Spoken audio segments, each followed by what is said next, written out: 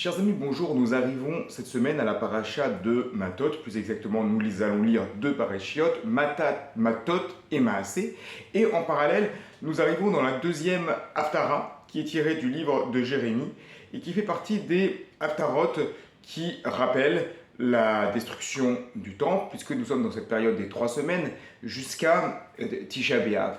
Il est intéressant de mettre en parallèle la thématique de cette paracha Matot avec ce que l'on va trouver dans le livre de Jérémie, que l'on va donc lire, ou du moins certaines parties. Cette semaine dans la Haftara, nous avons commencé la semaine dernière par lire le premier chapitre du livre de Jérémie. Donc dans la paracha de cette semaine, nous nous retrouvons avec l'ordre d'Akadosh Baruch Hu donné au Bnei Israël de faire la guerre contre Midian, parce que Midian a attaqué les Bnei Israël. Ils n'ont pas fait que attaquer les Bnei Israël. Balak était le roi de Moab, et il y a eu une tentative de les éloigner directement de Dieu.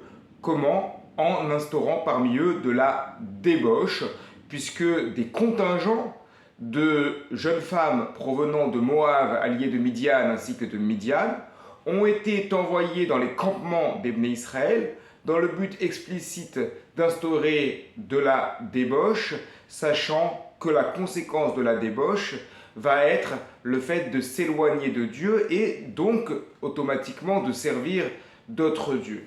En revanche, dans le livre de Jérémie, on voit le prophète Jérémie qui va admonester à plusieurs reprises les Bnei Israël. À son époque, il y a le roi de Babylone, Nabuchodonosor, qui avance vers la terre d'Israël, et toute une partie de son peuple, toute une partie des Judéens, qui veulent faire la guerre contre Babylone, en mettant en place notamment différentes alliances. On parle beaucoup de l'alliance avec l'Égypte, et le prophète Jérémie est violemment critiqué, parce que lui, il dit, il ne faut surtout pas faire la guerre. Il est d'ailleurs jeté en prison parce qu'on le considère comme un traître, puisqu'il appelle à ne surtout pas faire la guerre. C'est ce qu'on a lu dans le premier chapitre du livre de Jérémie. Hachem lui dit, ne t'inquiète pas, personne ne va t'écouter, ils vont tous se lever contre toi, mais je serai avec toi, je te sauverai.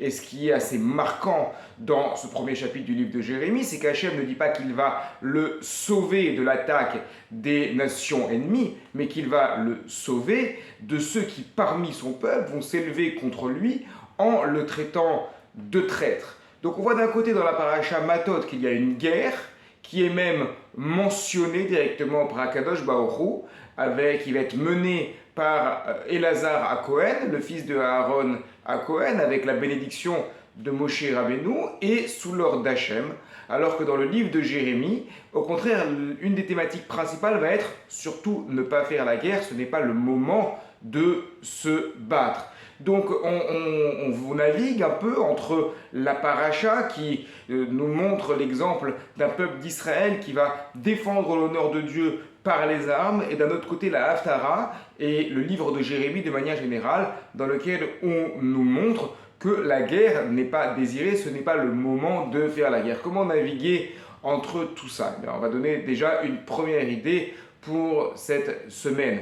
Dans la guerre contre Midian, ce qui avait été provoqué, c'était la rupture du lien entre Dieu et Israël. Donc on ne fait pas la guerre pour défendre ici le peuple d'Israël, mais on fait la guerre parce que c'est le lien avec la Torah qui a été provoqué. Et lorsqu'il s'agit de défendre le rapport à la Torah, alors à ce moment-là, évidemment, il faut se lever. Cependant, dans le livre de Jérémie, on nous parle d'ambition nationaliste du pays de Judée, mais il n'y a pas spécialement une guerre pour remettre en place la Torah. Et si l'objectif n'est pas de défendre la Torah, alors effectivement, il n'y a pas de raison de prendre les armes. C'est pour ça que le prophète Jérémie leur dit, ce n'est pas le moment maintenant, nous ne sommes pas dans la même configuration que cette guerre de la paracha Matot, de cette guerre contre Midian, ni dans toutes ces guerres qu'on appelle les guerres de mitzvah. Voilà donc une première idée sur cette comparaison entre la paracha et la Haftara.